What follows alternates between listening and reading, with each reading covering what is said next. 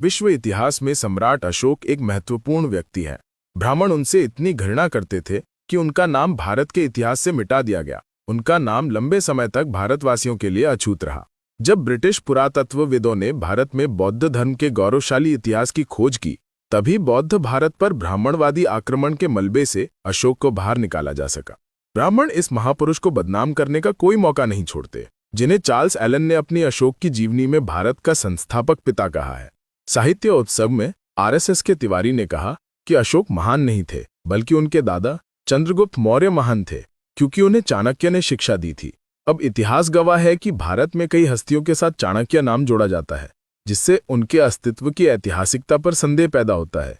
चंद्रगुप्त मौर्य महान थे इसलिए नहीं क्योंकि वे एक दासपुत्र थे, बल्कि इसलिए क्योंकि उन्होंने वास्तव में एक व्यापक जनसमूह को अपने संरक्षण में संगठित किया और अंततः जैन बन गए।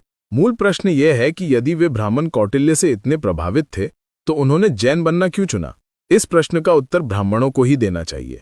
लेकिन जिस तरह से वे विश्व इतिहास के सबसे महान सम्राट अशोक को बदनाम कर रहे हैं, वह अवश्य ही कुछ ऐसा होगा जो उन्होंने ब्राह्मणों को इतना परेशान करने के लिए किया होगा। अशोक ने कलिंग युद्ध में हिंदुओं का कत्लेआम नहीं किया, क्योंकि उस समय हिंदू धर्म का अस्तित्व नहीं था, ब्राह्मणवाद संगठित नहीं हुआ था। वह समय था जब दास और कम्मकार मजदूर वर्ग का बोलबाला था, लेकिन ब्राह्मण लोगों को मूर्ख बनाने पर तुले थे। अशोक ने ब्राह्मणों को यज्ञ और यागा करने से रोक दिया। बाबा साहेब अंबेडकर के अनुसार अशोक के बाद के काल में ब्राह्मणों की शक्ति में लगातार गिरावट देखी गई और बहुजनों का शासन स्थापित हुआ। हालांकि अशोक ने ब्राह्मणों की हत्या नहीं की, बल्कि उन्हें अन्य धर्मों की तरह अनुदान भी दिए।